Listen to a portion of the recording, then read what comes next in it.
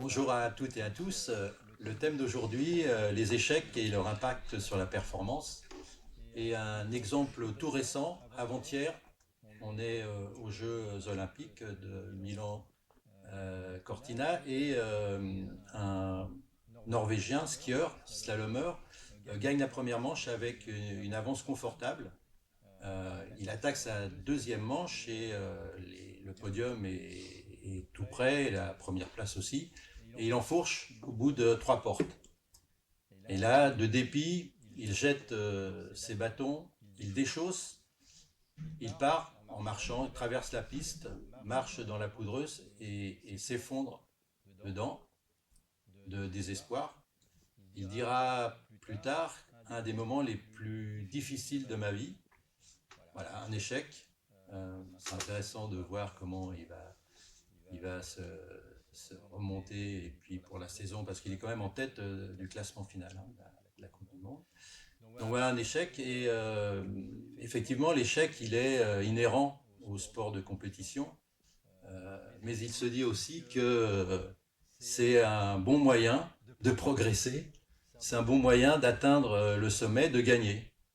Donc on va répondre à ces problématiques tout de suite avec ce focus. Donc le focus c'est le petit frère des lives qu'on a eu l'habitude d'organiser, un format plus court, 30 minutes, avec moins d'invités et avec 30 minutes de questions-réponses après, à suivre.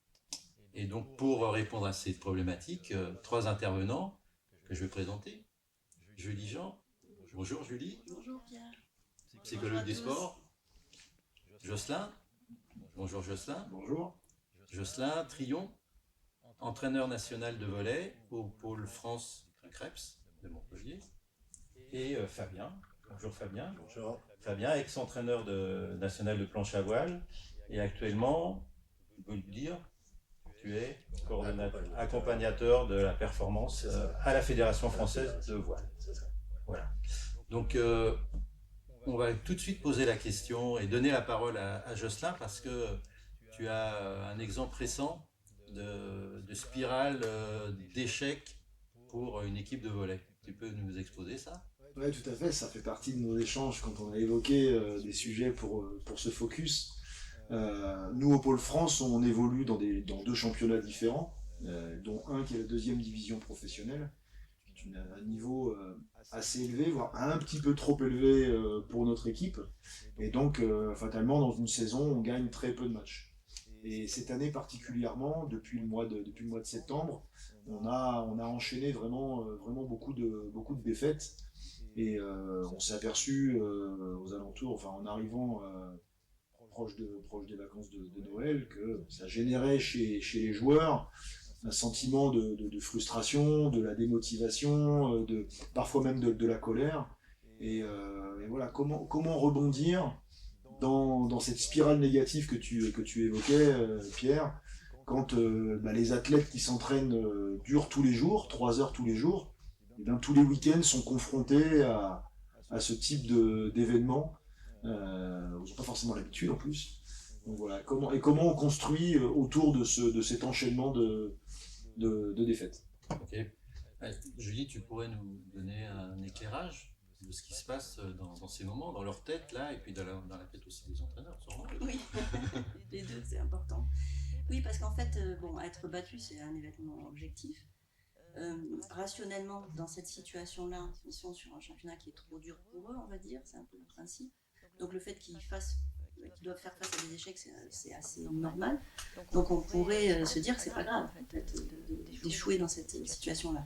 Mais on est des êtres humains, donc on va apporter du sens à cette question de l'échec. Et c'est dans notre nature de faire comme ça. On est tous de cette manière-là à interpréter l'échec. Et au-delà de l'expérience qui n'est jamais agréable émotionnellement de toute façon, hein, mais on va venir interpréter quelque chose et notre échec va nous dire quelque chose de nous. Et c'est là que ça devient compliqué. On construit du sens, on construit de la valeur, on construit une représentation de soi. Et c'est là qu'on a beaucoup de marge dans cette construction. Alors on a de la marge en tant qu'individu chacun, on a de la marge quand on est entraîneur, dans ce qu'on va aider à faire. on a de la marge aussi quand on est psychologue ou accompagnateur et qu'on travaille avec les sportifs, et on a tout un travail possible à faire. Mais ce qui est important de se dire, c'est que en tout cas, l'échec, il provoque ça, et donc il faut en tenir compte et il faut le prendre en charge. Et typiquement, là, effectivement, il y a sûrement quelque chose à faire. On en reparlera plus tard. On va en reparler plus tard, mais je voudrais passer la parole à Fabien, puisque Fabien, sport individuel par rapport au sport collectif, c'est la même chose. On a quand même des échecs aussi. On voit. C'est ça. Oui, normalement. Ouais, Oui. il y en a. Tu pourrais Et nous puis, donner. il y a différents facteurs, puisque l'échec, il y a des sports plus des habiletés fermées, la voile, on ne sait pas ce que sera la météo, le niveau des adversaires, il y a plein de paramètres dont on ne connaît pas sur la performance. Et j'ai un cas d'un athlète qui, nous, sur la saison, finalement, tout se joue sur une échéance. C'est le championnat du monde. Au championnat du monde, si on réussit donc les quotas, du coup, on a tout un système qui se met en place, on va dire comme ça, par la fédération, par aussi les partenaires. Enfin, il y a beaucoup de choses qui se mettent en place. Et quand on ne réussit pas le quota, c'est ce qui s'est passé pour cet athlète qui se prépare pour réussir. Se passe justement tout ce système de pression qu'il y a sur lui, tout s'écroule. Il a l'impression. Voilà, que sa vie peut s'écrouler. L'athlète l'exprime de cette manière. Et avec cette pression, du coup, s'enchaîne un manque de confiance. Est-ce que je suis capable de ce que je me fixe? Est-ce que je vois pas trop grand? Et du coup, ça remet tout en question, presque des fois à l'arrêt, à déjà penser, à se dire, mais est-ce que je suis vraiment sur la bonne voie de ce que je suis en train de faire? Alors que cet athlète, il a déjà brillé, il a déjà un potentiel qui est bien là. Et donc, ça montre l'impact et la puissance que peut avoir l'échec sur n'importe lequel d'entre nous. Est-ce que tu peux nous donner un peu d'un éclairage par rapport à cette impression de tout s'écroule, quoi. Oui, tout à fait. Alors, sur cette question-là, on va aller sur les remédiations possibles de l'entraîneur, mais sur le tout s'écroule, il y a déjà un travail qui est quelque chose qu'on fait très souvent en psychologie, en accompagnement, en préparation mentale, qui est vraiment la question de comment on se situe dans son évaluation de soi-même et la valeur qu'on s'accorde. Il y a vraiment un travail à faire sur, là, tu as réussi, tu te sens le meilleur du monde. Là, tu viens de te planter, tu te sens en dessous de tout. Est-ce que ta valeur, ta compétence, elle oscille comme ça? Est-ce que c'est là que tu t'évalues? Est-ce que ta compétence, c'est pas un truc beaucoup plus stable? Alors, il y a des aléas, mais qui est quand même stable. Et qu'est-ce que tu te donnes comme repère pour savoir à quel point tu es compétent et où tu te situes? Et puis, si tu t'intéresses aux champions que tu admires, par exemple, eux, est-ce qu'ils ont eu des gros échecs dans leur évolution? Et quand bon, évidemment, ça arrive à tous les champions de se planter. Et quand ça leur est arrivé, est-ce que toi, tout à coup, tu les as trouvés nuls? Évidemment, donc voilà. Avoir cette réflexion sur qu'est-ce que c'est que se sentir fort, se sentir compétent, et le lien que ça a avec les situations qu'on rencontre. Et de manière plus large et plus centrée sur la question de l'entraînement, on sait que, par exemple, développer une motivation très autodéterminée, ça aide à faire face aux situations d'échec. On sait aussi que valoriser des climats de maîtrise, c'est-à-dire centré sur l'évolution des compétences, non pas battre les autres, ça aide aussi. Et on sait que de travailler avec des objectifs contrôlables, qu'on maîtrise soi, donc justement pas le résultat, c'est des moyens de bien fonctionner. Et au niveau des remédiations pertinentes, il y a ce qu'on appelle le recadrage cognitif. Ça veut dire qu'il y a eu un échec. Je vais le lire moi en mode en fait on est nul, on n'est pas à la hauteur, on est en dessous de voilà. En plus peut-être qu'on a été très bon il n'y a pas très longtemps, peut-être qu'on a des jolis titres, donc on voudrait que tout le monde le sache et on voudrait briller, et donc là on se sent nul.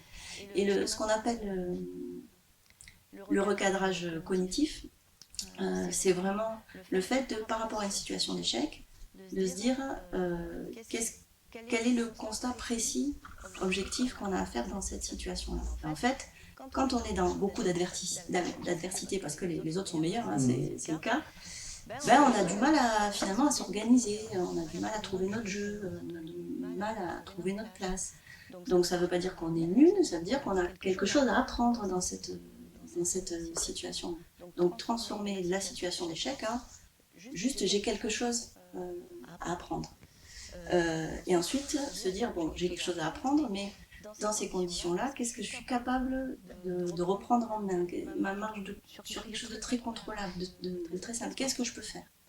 Et donc la prochaine fois, à quoi je vais m'attacher de simple, de contrôlable, c'est-à-dire qui ne va pas dépendre de ce que font les autres, et sur lequel je peux ensuite mettre en place un petit pas, une petite progression.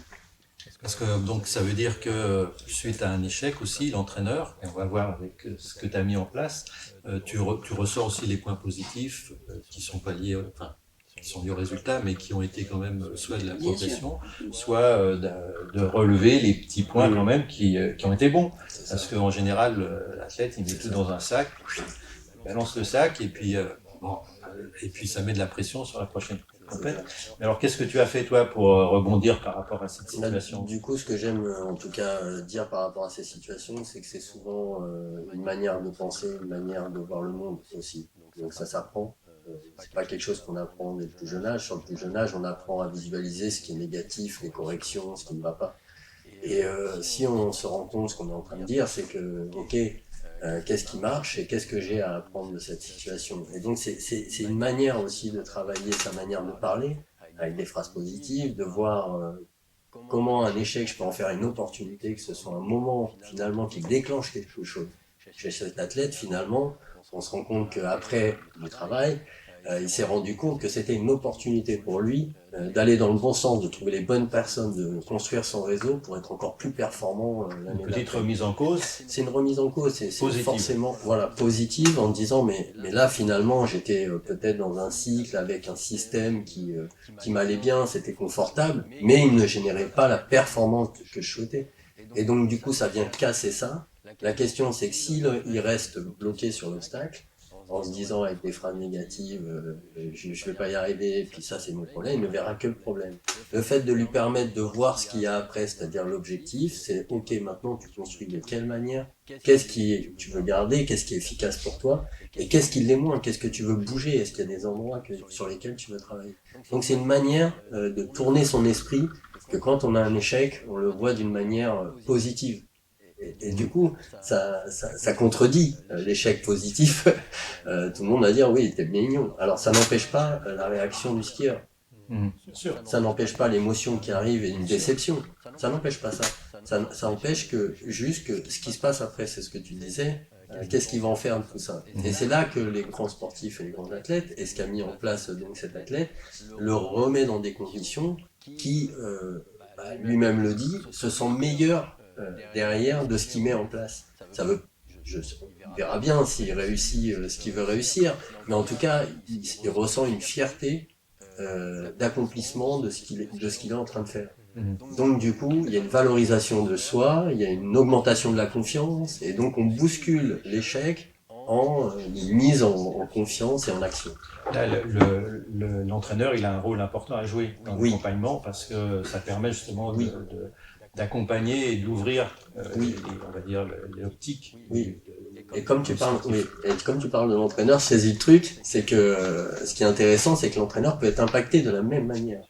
Et donc, il peut être intéressant que l'entraîneur travaille avec la personne avec qui travaille l'athlète, donc ce qui s'est passé là, c'est-à-dire que les deux travaillent de la même façon sur comment relativiser ce qui vient de se passer et comment je peux tourner mon esprit également. L'entraîneur peut t'accompagner aussi de la même manière. Bien sûr. Ça me fait penser à, quand vous parlez de cet échec à Tony Estanguet qui, lors de sa tentative de 3e titre à Pékin, complètement l'échec, ça lui a permis de rebondir pour aller vers Londres et en remettant en cause tout ce qui... et en fait, ça a été une manière de rebondir. Ça. Alors, je vais vous poser la question à Jocelyn. Alors, par rapport à cette équipe, qu'est-ce que tu as fait par rapport à cette équipe-là la spirale, on en était nous à la spirale infernale. Complètement. Et c'est avant tout remettre du sens à ce que l'on fait au quotidien pour repartir et continuer à construire et qu'on n'est que sur le chemin. Le résultat immédiat, surtout quand on est en saison en sport collectif, il y a une compétition qui est hebdomadaire, des fois 2 fois par semaine. Donc on était rendu à 13 matchs consécutifs où dans cette division-là on perdait. Alors que dans l'autre division dans laquelle on joue, on était plutôt performant. Mais les joueurs focus uniquement sur le résultat. Donc nous, le travail en termes de staff, et avec le staff et pour le staff, c'est aussi de remettre du sens au quotidien de ce que l'on fait. Et nous, on est allé dans la simplification des choses, à tous les niveaux et pour tout le monde. Donc pour les joueurs, c'est d'essayer de les recentrer pendant la performance au point par point, puis 7 par 7, et pas être simplement sur la victoire ou la défaite à la fin. C'est de leur dire, et c'est un travail qu'on a fait individuellement, vous, dans vos capacités, vos compétences actuelles, où est-ce que vous vous sentez fort, techniquement, tactiquement, au service de l'équipe? Est-ce que j'ai un rôle de fédérateur, pour apaiser, pour motiver, pour secouer? Où est-ce que je me sens compétent et fort? Et de l'exprimer, de l'écrire. C'est même affiché dans notre vestiaire. Chaque joueur, quelque part, s'engage auprès du groupe de mettre en avant les compétences dans lesquelles il se sent fort, immédiatement et maintenant. C'est noir sur blanc. C'est écrit noir sur blanc et tout le monde le voit. Donc ça veut dire que moi, en tant que personne, je m'engage à essayer de mettre en avant ces compétences-là au service de l'équipe. Donc ça, c'est un premier travail qu'on a fait, on va dire, individuellement. Collectivement, nous, le staff, on a essayé de simplifier les choses. Quand on prépare des rencontres, on fait des plans de jeu sur l'adversaire, sur nous, comment on va jouer pour essayer de faire déjouer et puis gagner, parce que le but du jeu, c'est quand même toujours de gagner. On n'y va pas en disant on va perdre et puis c'est pas grave, je suis d'accord avec toi. C'est que voilà. Et donc on a simplifié les choses. On était sur un cycle où on travaillait avec les joueurs sur la constitution du plan de jeu. On les a soulagés de ça. On a simplifié. Et on a repris à notre compte la constitution, la restitution des plans de jeu, de manière à ce que ça leur enlève une charge et qu'on les recentre eux uniquement sur le jeu. Et donc ça, c'était un autre travail qu'on a fait.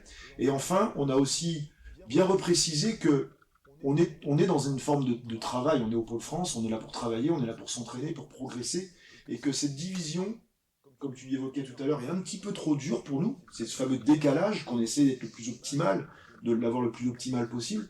Aujourd'hui, c'est un petit peu dur, on va essayer de se rapprocher des moments où on va basculer vers du gain de points, basculer vers du 27, et basculer vers du gain de match. Mais on a essayé de dédramatiser la situation en disant, la défaite, c'est pour nous. C'est notre responsabilité. Vous, votre responsabilité, c'est quoi? Les différentes compétences qu'on a évoquées, et collectivement d'être intense. On leur a demandé juste ça, de chercher à être intense tout le temps. Et que derrière, les choses arriveront si elles doivent arriver. Mais sur quoi je me concentre ici, maintenant? Et elles sont arrivées. Et finalement, elles sont arrivées. Alors après, ce qui est compliqué de se dire, c'est grâce à quoi? On ne le sait pas finalement. Mais c'est plein de petites choses qui se mettent en place. Et peut-être aussi des petites...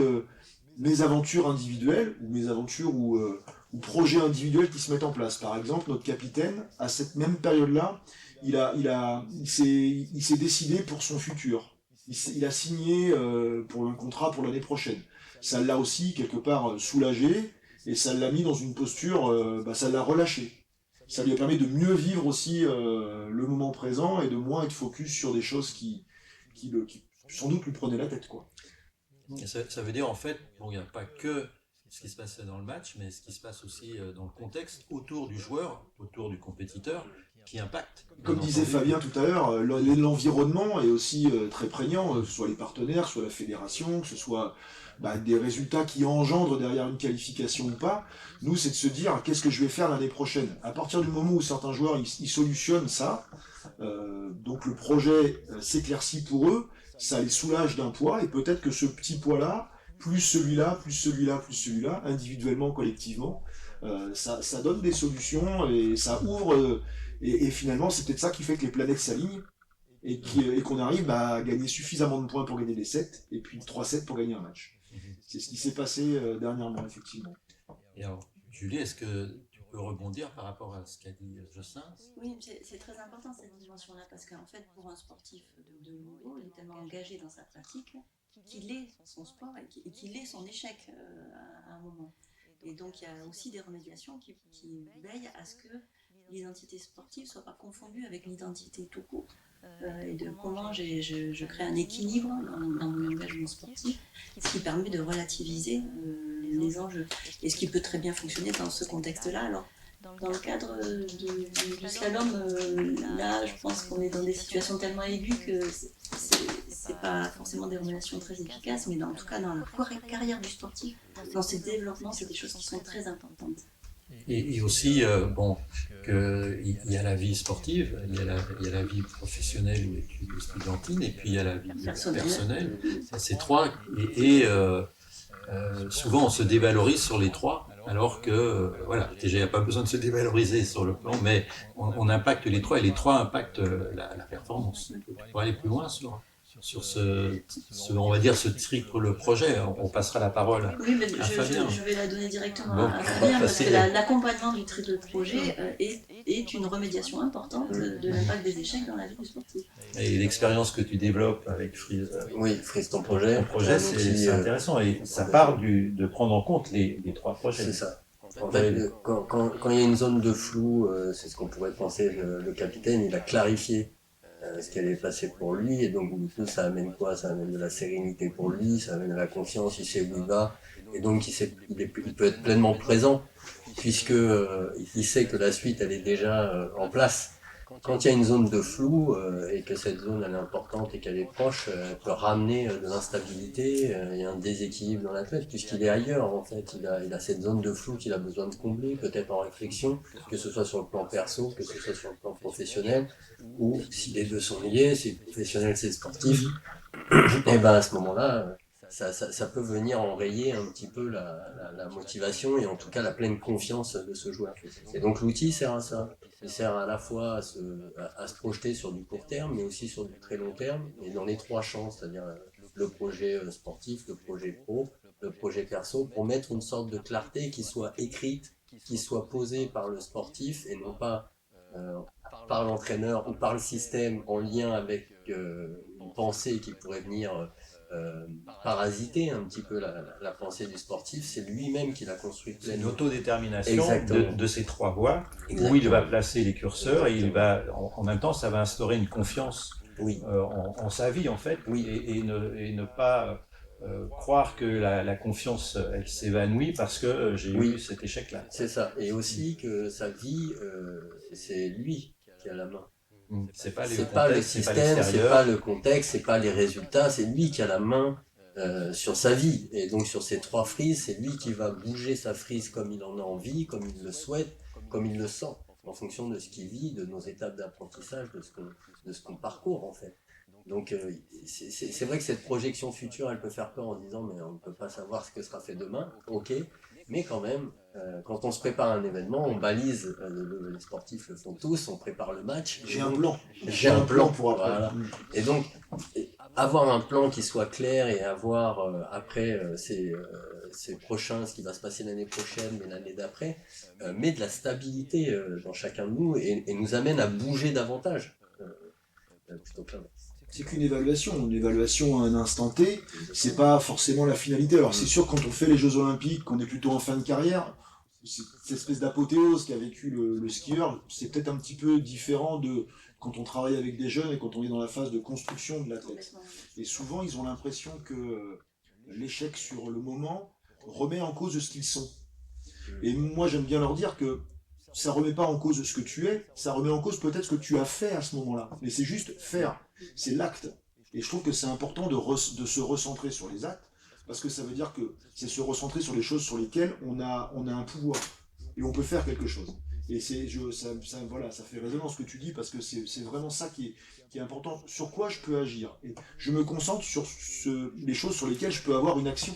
Et on pourrait, au travers même des Jeux Olympiques pour ce Norvégien, se poser la question, si c'est ces derniers Jeux, qu'est-ce qu'il avait prévu de faire après ces Jeux-là? Comment il voulait fructifier peut-être toute cette expérience? Est-ce qu'il a déjà travaillé sur ce projet-là? C'est peut-être comme ça qu'il va se reconstruire aussi. Et donc la frise, elle sert à ça, elle sert à ce projet, quel que soit l'événement. Elle sert à se servir de l'événement pour aller encore après, puis encore après, puis encore après. Il n'y a pas de... J'ai un plan pour vie. En tout cas, pour ce skieur, il est jeune, donc voilà. Mais il y a des skieurs ou des sportifs qui savent que c'est leur dernière compétition et qui n'ont pas préparé l'avenir, c'est leur mettre la pression Yes. et augmenter la chance d'échec. Parce que, voilà, derrière, d'où l'intérêt De l'après-carrière. de l'après-carrière. Quand ils parlent de leur petite mort, même, tu vois, Voilà, c'est je sais, jusque-là. oui, oui, oui. Mais la petite mort, elle s'accompagne. Bien Elle sûr, se prépare. elle se prépare. Julie. Pour compléter sur les remédiations, ce qui est aussi très important dans la carrière du sportif, c'est justement d'être confronté aux situations d'échec. C'est quand même, c'est exactement ce que vous faites. Alors, ça les met dans le dur, effectivement, mais si c'est bien accompagné, ça peut très bien se passer. Et c'est quand même un facteur important. On peut pas, si certains y arrivent, mais être résilient, être capable d'affronter les échecs, c'est une compétence à part entière pour un sportif. Et pour un sportif de haut niveau, pour un champion, c'est une vraie compétence. Et donc, il faut qu'il puisse l'apprendre, ça. Ça fait vraiment partie, nous, même de nos méthodes pédagogiques. Quand on parle d'essai-erreur, c'est vraiment quelque chose qu'on emploie au quotidien et dans lequel on baigne parce que on leur dit aussi aux athlètes, trompez-vous souvent, trompez-vous pleinement, complètement, allez au bout de votre erreur pour bien comprendre pourquoi. Si jamais je fais les choses à moitié, je ne sais pas si je me trompe à moitié ou si je réussis à moitié. Je me trompe complètement et au moins ça me donne un chemin. Et un des risques de refuser d'être confronté à ça, c'est ce qu'on disait ce matin, c'est se mettre un petit peu en dedans, de ne plus être dans la bonne intensité de pratique, de ne pas être dans les bonnes vitesses, de ne pas être dans les bons rythmes, parce qu'on refuse de faire la faute. Or, en faisant ça, on ne progresse pas. Conservons la bonne intensité, être à fond tout le temps dans les tâches qui sont demandées, dans la bonne intensité de la tâche qui est demandée, de manière à pouvoir vivre la tâche vraiment, et que l'erreur serve à la construction. Et que l'évaluation soit pleine. Parce que si on a fait à moitié, on ne sait pas d'où ça vient. Oui. Donc là, si on l'a bien joué, eh bien, on peut mieux évaluer ce qu'on a fait. Et l'erreur et l'échec dans l'évaluation n'est pas définitive. C'est au contraire, j'apprends. J'apprends de ça pour savoir vers où aller ensuite, quoi. Moi, j'aime bien utiliser, je vais parler des publics plus jeunes, les premières pratiques, par exemple, modifier certaines phrases, par exemple, quand le jeune dit j'y arrive pas, comment on peut la changer, cette phrase, en positif? On pourrait dire, comment tu comptes t'y prendre? Qu'est-ce que je pourrais essayer? Voilà, ça parle de ça. Et quand on tourne déjà sa phrase, alors que le jeune va répéter sans arrêt, je n'y arrive pas. Et quand il fait ça, il fait quoi? Il se bloque sur le problème. Il n'est pas dans la solution. Et donc déjà, on peut construire ça avec n'importe quel niveau, et même dans la vie de tous les jours. Oui, c'est plus large que le sport. Dans le management, c'est des questions qui se posent totalement. C'est pour ça que ça construit complètement l'individu. Et de n'être focalisé que sur le résultat de l'action, c'est-à-dire l'échec ou la réussite, ça ne met pas en perspective et ça ne met pas suffisamment en avant le chemin qu'il faut emprunter pour aller au résultat. Et nous, les entraîneurs, on essaie d'être énormément sur le chemin. Et ce chemin-là, le construire avec, fait qu'à la fin, je réussis ou je rate, mais je suis sur un nouveau chemin qui m'emmène encore vers autre chose. Et donc là, c'est là où tout le travail que tu fais autour de l'accompagnement de la performance et de la frise prend tout son sens, parce que ça te donne des perspectives.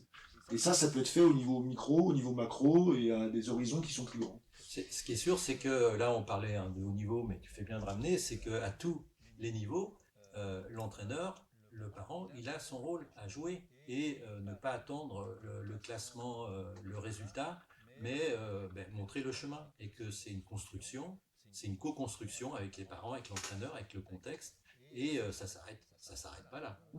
Et le chemin, la métaphore du chemin, avec les ponts à passer, avec les guets, avec les sauts, et des fois les petits ravins, ça fait partie du cheminement du sportif. Et au milieu de ce chemin, il y a des passages qui sont la compétition. Et ces compétitions-là servent aussi d'évaluation, où j'en suis aujourd'hui dans ma pratique, où j'en suis aujourd'hui dans mon chemin.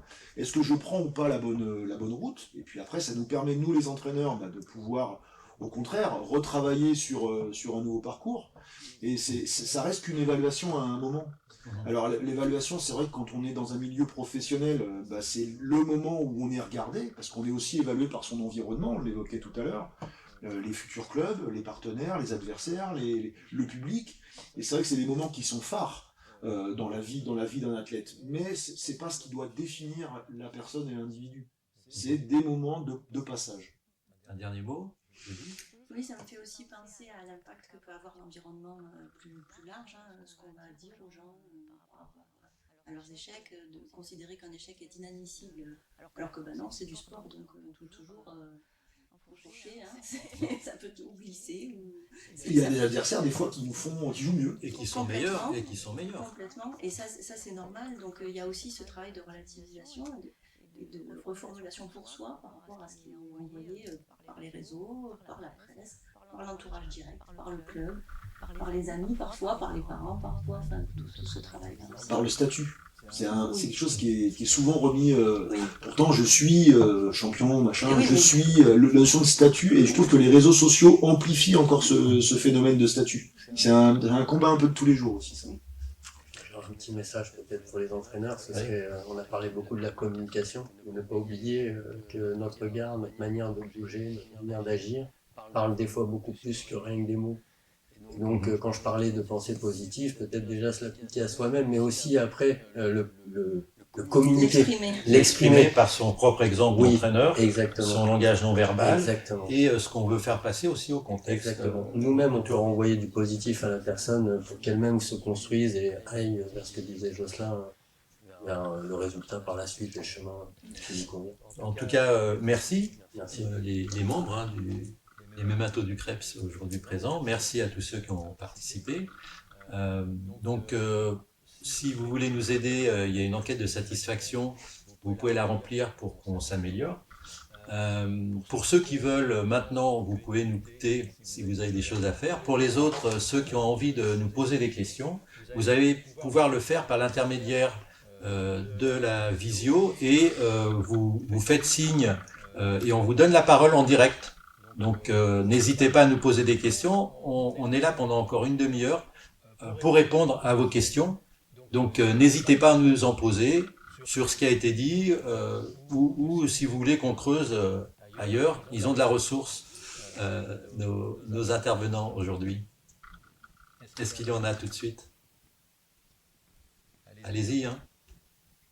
Continuer à avancer le temps que les questions arrivent. Ouais. Moi, en ce moment, on vit avec notamment les réseaux sociaux et la notion de statut, ce phénomène de la cote. Tu sais, la cote BetClick. J'ai une cote. Et donc la cote me donne une référence, un statut, je suis plus fort ou je suis moins fort. Et je trouve que les athlètes chez les jeunes notamment, sont beaucoup autour de cette cote-là.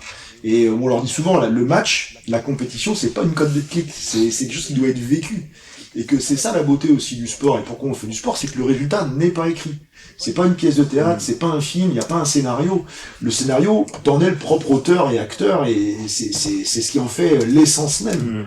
Et aujourd'hui, je trouve que... C'est grave quand ça impacte, la cote BetClick impacte ton jeu sur le terrain. Quoi.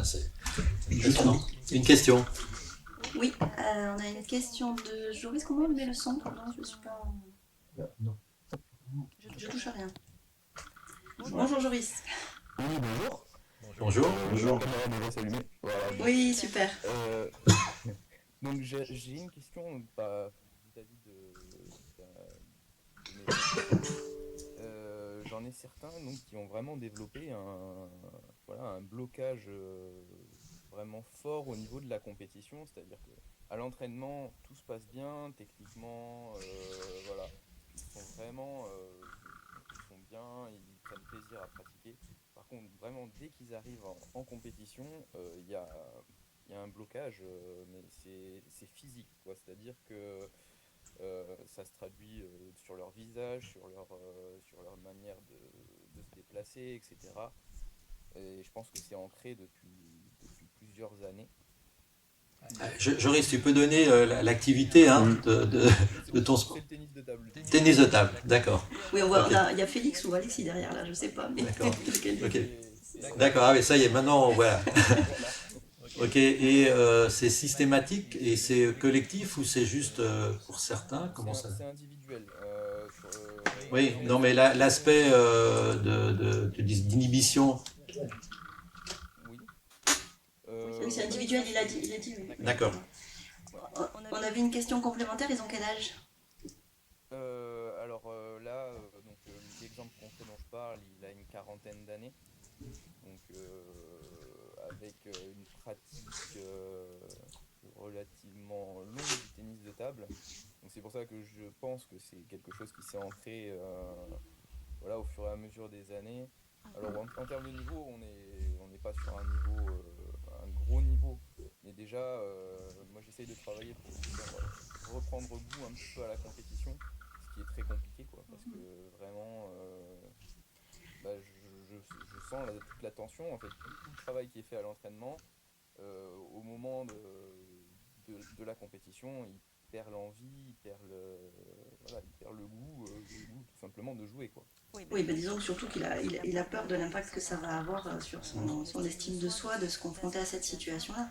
C'est des situations quand même très classiques. Alors, moi, c'est tellement simple à gérer côté préparation mentale, on va dire, pour simplifier, que moi je dirais, il vaudrait mieux qu'il travaille avec un spécialiste parce que c'est des choses qui se décoincent super facilement.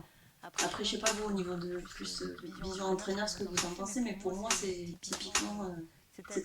Voilà, ça se fait bien quoi, au niveau entraînement mental. Donc, Moi, ce qui me vient, c'est Joris, il me semble qu'il fait des matchs à l'entraînement. Oui. Ok. Donc, du coup, il y a déjà une confrontation qui s'opère. La seule différence, c'est qu'il n'est pas évalué sur un classement lié comme ce le sera sur la compétition.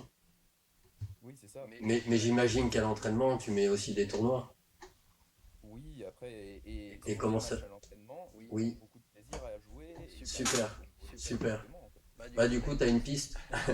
J'irai chercher sur l'efficacité qu'il met en place quand il a l'entraînement dans ses matchs, quand il est en tournoi. D'aller chercher des moments où il est en situation positive, qui se sent efficace, de ce qu'il met en place. Et de développer ces moments-là. Parce que du coup, ça, c'est en lui. Et donc, cette situation, il peut la reproduire où il veut, en fait. Donc déjà, il y a peut-être une porte d'entrée qui est, puisqu'il fait des matchs, puisqu'il est en compétition à l'entraînement, et puisqu'il met en place des choses, tu peux déjà utiliser ça comme étant un des carburants forts pour lui. Parce que ça, c'est ce qu'il sait faire. Moi, j'ai envie de compléter en posant la question, où est-ce qu'il prend du plaisir à l'entraînement quand il fait ses oppositions et ses matchs-là? Est-ce qu'il arrive à verbaliser dans quelle partie du jeu, du match, de l'affrontement, il arrive à être bien, en fait?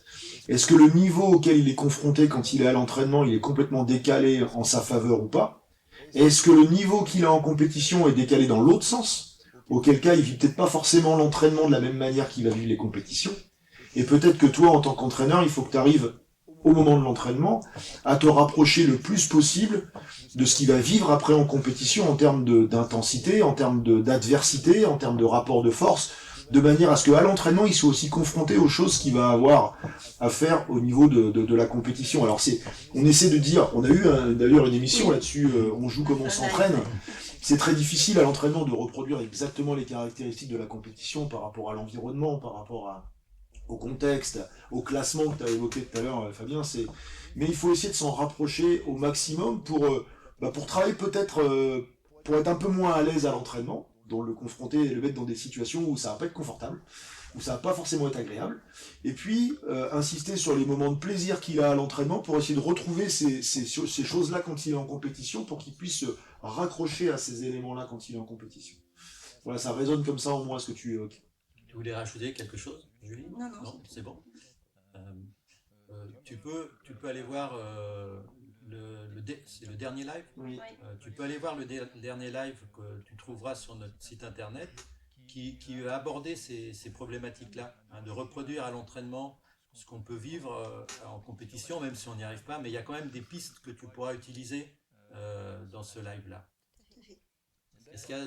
Voilà, de rien, je merci Joris. Est-ce qu'il y a d'autres questions?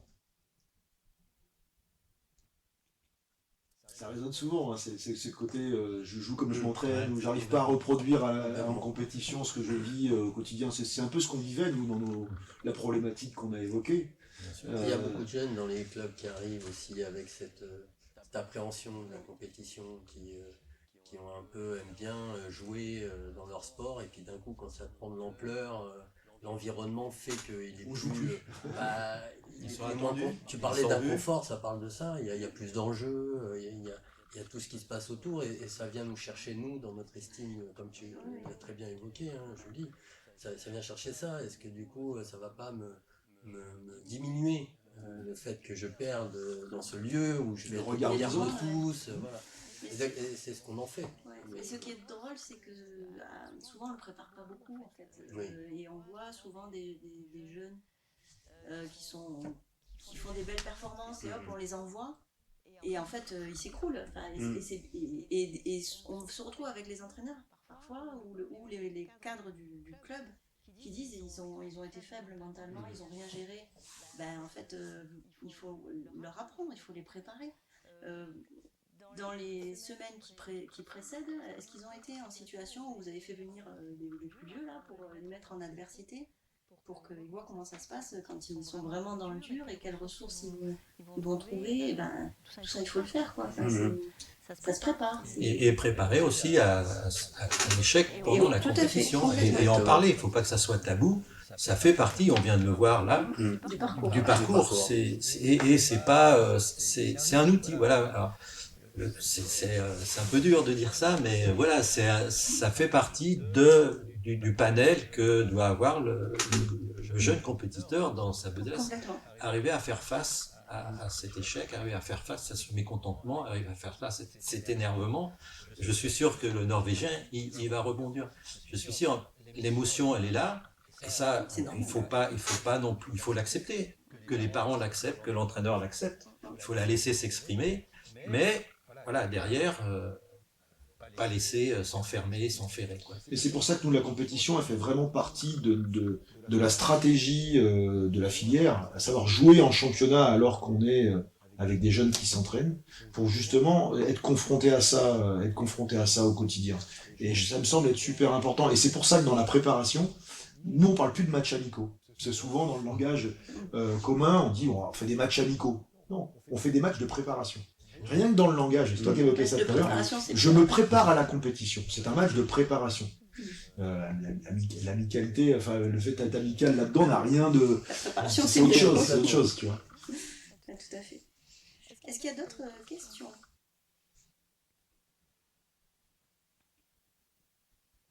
Des questions? Oui. Personne. On avait peur d'en avoir trop Oui. et de déborder. Il y en a une de Samuel, je me souviens. En tant qu'entraîneur, quelle stratégie mettez-vous en place lorsque vous rencontrez des échecs?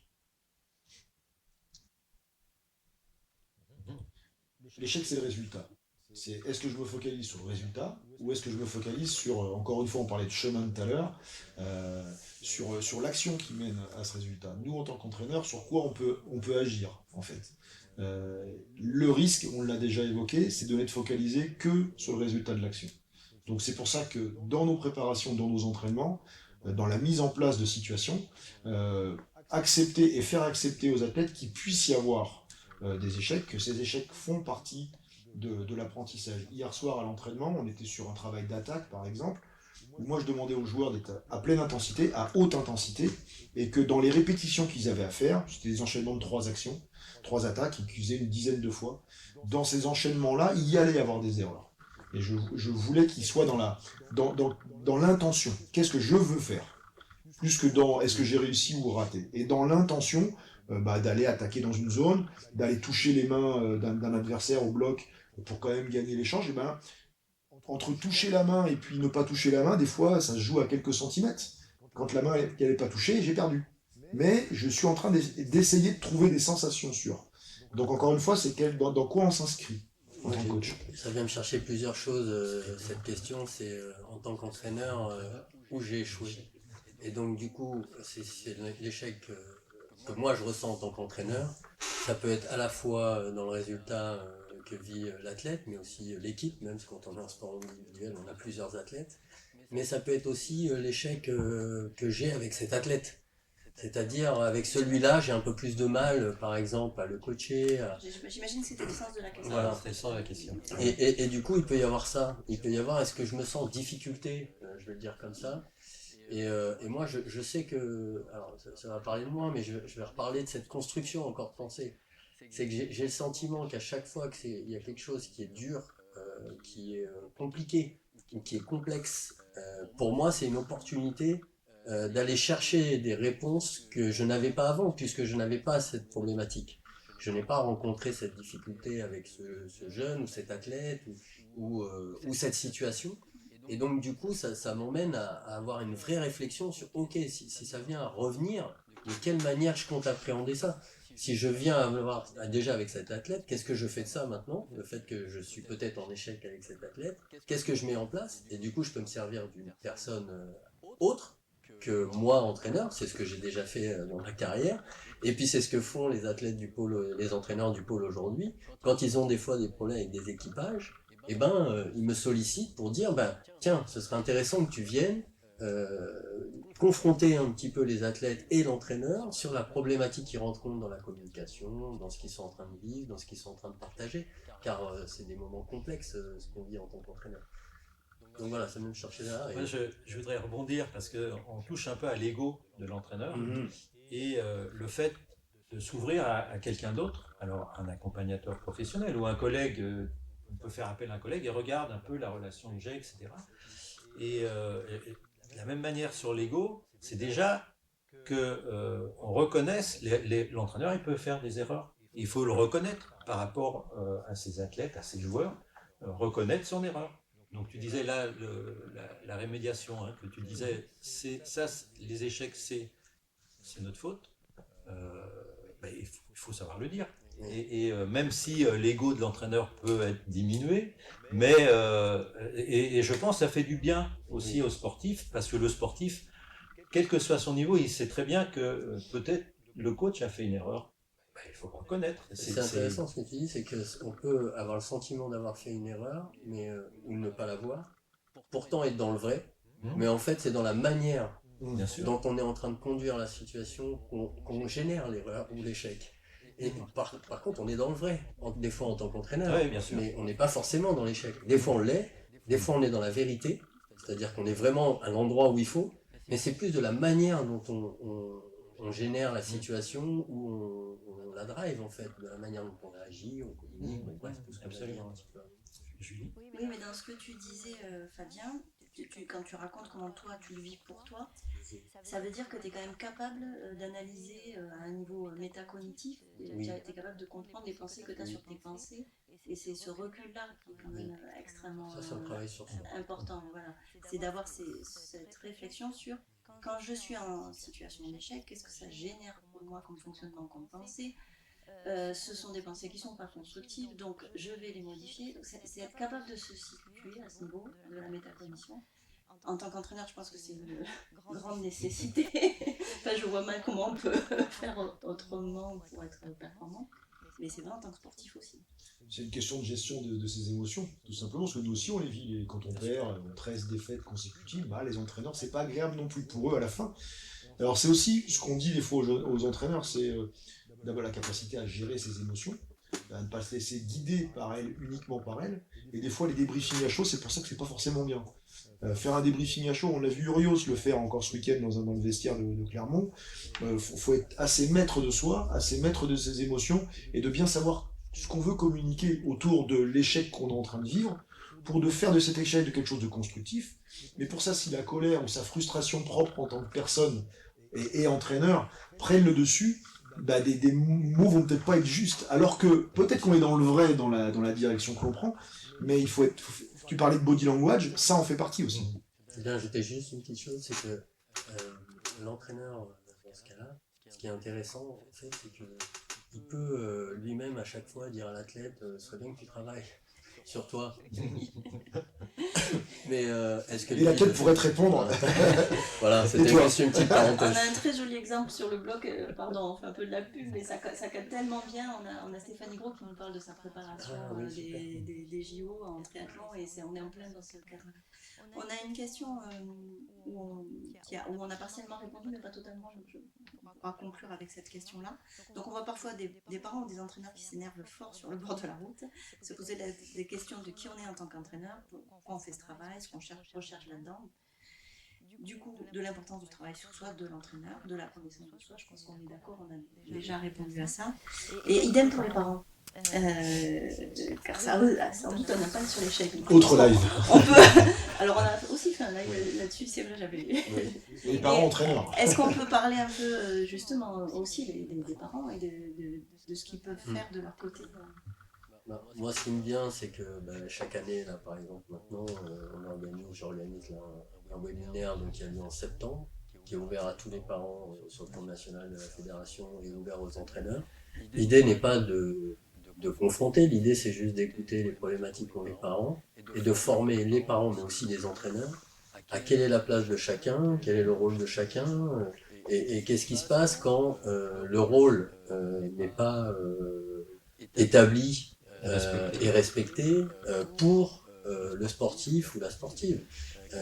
Quels sont les impacts quand il y a ça? Donc ça c'est intéressant d'aller le chercher. Les parents aujourd'hui sont précieux dans tous les projets des enfants et donc ils ont pleinement leur place. La question c'est est-ce qu'ils sont formés pour, est-ce qu'on les guide, est-ce qu'on les aide, est-ce qu'on les accompagne? Ce qui est intéressant, c'est que tu fais un stage de formation des parents. Oui. Donc c'est quand même assez novateur pour les amener à se poser les bonnes questions et parce qu'on sait que les parents c'est vital pour l'enfant, le regard qu'ils portent, les commentaires qu'ils portent après l'échec, on l'a vu tout à l'heure, c'est primordial. Hein. Et l'accompagnement effectivement des parents est important. Et l'entraîneur doit en tenir compte. Il ne doit pas dire les parents, voilà. En tout cas, dans ce qu'on développe au sein des Mémentos et aller visiter, on a un live sur les parents, le parent de sportif, on a aussi un live sur le parent entraîneur, qui a un statut différent. Mais voilà, on est sur que chacun prenne conscience de sa place et évite des fois les petits mots qui vont faire du mal. Alors le débriefing à chaud. Donc là, effectivement, Urios, il maîtrise, mais il faut faire attention. Il vaut mieux des fois prendre un peu de temps, laisser les émotions, comme ça servait à rien d'aller voir le skieur là quand il était dans l'émotion. Hein. Comme le débriefing à chaud des parents dans la voiture au retour de la compétition, c'est un peu, quand on dit à sa place de parent à ce moment-là, et un parent entraîneur, c'est encore plus compliqué parce qu'il y a des places qui doivent être capables de jongler avec ça. Parce que les athlètes, ils ont besoin aussi de retrouver leurs parents à un moment donné, et leur rôle de parent, et tout ce que ça comporte dans la relation. Même là-dessus, c'est intéressant aussi d'aborder les choses avec eux et de les former un peu sur ces questions-là, parce qu'il y a aussi beaucoup de croyances. Il y a des parents, ils ont l'impression qu'il faut absolument qu'ils mettent de l'exigence, que c'est leur rôle et que s'ils ne le font pas, ils sont à côté de leur rôle. Ça, c'est quand même assez courant. D'autres parents qui sont au contraire dans le truc tu es merveilleux de toute façon, quoi que tu fasses. Et le sportif, il n'a pas forcément besoin de ça non plus. Donc c'est vrai que c'est un sujet sur lequel il pourrait y avoir un peu plus de formation de la part des clubs. Je crois que c'est notre rôle dans les formations de former l'ensemble des entraîneurs au sujet à la formation des parents. Et ensuite mettre en place des choses pour les parents. Mais il faut déjà qu'il y ait une formation pour les entraîneurs. Chaque entraîneur doit travailler sur lui, c'est ce qu'on disait, sur le travail de ses émotions, sa communication, mais chaque entraîneur doit apprendre à gérer des conflits, doit apprendre à gérer ces situations un peu complexes. Parce qu'un parent, il protège son enfant, il veut le meilleur pour lui, donc il est plein d'énergie, il est plein de bonnes intentions, même si c'est mal communiqué, c'est souvent de manière agressive, parce que il est à fond, pour son enfant, on peut pas lui reprocher ça. Donc la question, c'est ce que fait l'entraîneur de ça. Parce qu'une fois qu'il voit ça, lui, ce qu'il voit, c'est du désordre, c'est que le parent vient l'emmerder un petit peu, tu vois, grossièrement. Et la tendance naturelle, vient prendre la place de l'entraîneur, et donc ça amène le conflit. Le fait que l'entraîneur le prenne de cette façon pour lui, amène ça. Donc déjà, il y a une formation de l'entraîneur, comment moi je perçois la situation, comment je la vis, et ensuite, on peut aller auprès des parents pour former les parents. Si si l'athlète est son propre entraîneur par moment, de facto, le parent fait partie du staff. Complètement. Dans son environnement. Donc forcément, il y a quelque chose à faire avec ça. Chacun à sa place. Une place pour chacun. Sur la fédération aujourd'hui, par exemple, je vous donne un exemple, c'est que sur les stages nationaux U15, ça peut être un exemple pour les clubs, on invite les parents et on crée des situations avec les enfants et les parents. Ce sont des situations d'échange. Par exemple, une question c'est, tiens, qu'est-ce que vous attendez de votre enfant sportif ? Et les enfants, on leur demande de travailler ensemble. C'est quoi le parent idéal, par exemple? Et ils peuvent se le communiquer entre eux. C'est-à-dire qu'on peut créer ces échanges au sein des structures, on peut créer ces temps entre entraîneurs, parents, enfants, pour que tous aient un langage commun et s'accordent à dire ouvre les yeux de chacun. Voilà. Ouais, De ce qui serait idéal pour eux. Ouais. Après, chacun va trouver son système, sa place. Les mots seront différents suivant des endroits. Mais la communication est établie. Mais la communication est établie. Il y a encore une question, ça sera la dernière. Si l'objectif est d'améliorer l'apprentissage et la capacité à rebondir, est-il vraiment optimal de valider la frustration visible, communément signe d'engagement, de volonté de bien faire, au contraire du joueur qui va sourire après des erreurs, et qui sera vu comme non concerné, manque de sérieux après une ou plusieurs erreurs? À quel degré accepter une émotion positive de ces athlètes après des erreurs, même grossières, pour aller chercher un meilleur rebond? Ouais, on est vraiment dans la gestion de toutes les émotions qu'on peut avoir lors d'une compétition. Et je pense pas qu'il faille éliminer quoi que ce soit, il faut être capable de les accepter et de les apprivoiser. Et qu'il y a des moments, bon alors au volley c'est vrai que c'est assez rythmé, c'est-à-dire qu'il y a un point, il y a un temps assez long entre chaque point, et donc tous ces moments-là on les vit, parce que les points on les gagne, on les perd, donc on est partagé sans arrêt de toutes ces émotions-là. Et c'est d'être capable de s'organiser dans le temps qui est entre les échanges, pour pouvoir gérer justement l'échange qui vient d'avoir lieu, de célébrer ou d'évacuer, pour se recentrer sur l'échange suivant, et donc se remettre dans une autre routine. Mais voilà, c'est donc construire aussi l'entre-deux. Il est vrai que vous êtes sans arrêt avec ce changement dès qu'il y a le point de perdu, il y a cette ou gagner, donc les ou de émotions gagner, sont... et puis voilà. Alors peut-être aussi, est-ce que toi sur le plan, pour répondre à cette question, tu as des voies possibles? Bah déjà, ce que dit Jocelyn est très important, en fait, ça dépend. Et toutes les émotions, bah, effectivement, il faut les gérer dans un sens ou dans l'autre. Moi, juste le point que je trouve important, c'est que faut pas se mélanger entre l'émotion exprimée et ce qui se passe en termes de processus dessous. On peut justement rester très souriant, très positif et être en train de s'effondrer, hein, c'est pas, et on peut faire beaucoup de bruit, on peut aller dans la forêt et en fait aller pas si mal que ça. Donc je trouve déjà c'est très important de dissocier l'émotion exprimée et le processus sous-jacent et de pas faire d'hypothèses sur ce que ressent la personne, on n'en sait rien en fait. Et l'important justement c'est de s'ajuster de la meilleure manière à chaque situation, à chaque expression. Moi, si j'avais un conseil, ce serait à partir du moment où vous avez une perception liée à un ressenti d'un état qui serait communiqué, allez gratter, allez poser des questions sur ce qui se passe vraiment pour la personne, mais sur pas ce qui se passe forcément, ce qu'il est en train d'exprimer là, mais ce qui s'est peut-être passé juste avant. Pour lui et ce qu'il a ressenti, et peut-être que c'est qu'une protection ce qu'on est en train de voir, c'est absolument pas ce qui s'est passé. Et notre skieur, peut-être que simplement il est déjà en train de travailler sur l'après, peut-être qu'il est déjà en train d'évacuer quand il fait ça. Et peut-être ne pas le faire aussi in vivo, c'est-à-dire sur le moment, Oui, a posteriori, ne pas essayer de commencer à... Si l'émotion est forte. Si l'émotion est forte, sûrement que cette action-là, parce qu'on voit maintenant même les pongistes, alors je sais pas si c'était un pongiste, mais qui manifestent, alors qu'avant ils manifestaient pas, maintenant ils manifestent. Et donc c'est une culture en fait. Ça devient une culture, mais avant ils n'avaient pas ça. Et Alors que l'émotion elle était là. Bon, il faut qu'ils se réapprivoisent et qu'ils se rapproprient ces moments parce qu'avant ils n'avaient pas le droit de manifester leur émotion. Donc et là c'est intéressant d'aller travailler, mais pas pendant le match, c'est sûr. Hein. Parce que tu donnes aussi des informations à l'adversaire. Ah ben, bien sûr. Parce que quand tu es frustré, quand tu commences à baisser la tête, tu montres à tes adversaires que tu es en train de lâcher, Voilà. tu montres à tes partenaires que tu n'y es plus, tu montres à ton coach que tu veux sortir, alors qu'à contrario, quand tu manifestes une expression de joie, de célébration, d'être ensemble, Ah oui, de cohésion, jeu, tu passes un message à l'adversaire. bien Donc il y a sûr. un vrai jeu à avoir, même quand toi t'es pas bien, Ah ouais. jouer sur quelque chose qui ne le montre pas, parce que l'adversaire ne doit pas le savoir.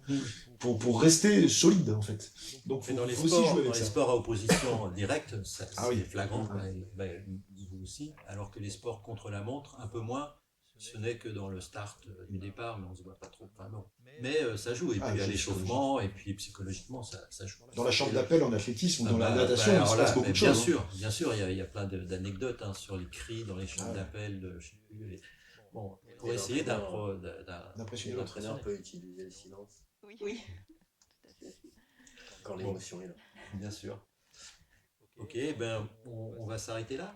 Encore merci pour votre participation. Merci pour les questions, parce que c'est pas facile à nos correspondants. Et puis, ben, rendez-vous au prochain focus qui se tiendra sûrement dans un mois et demi.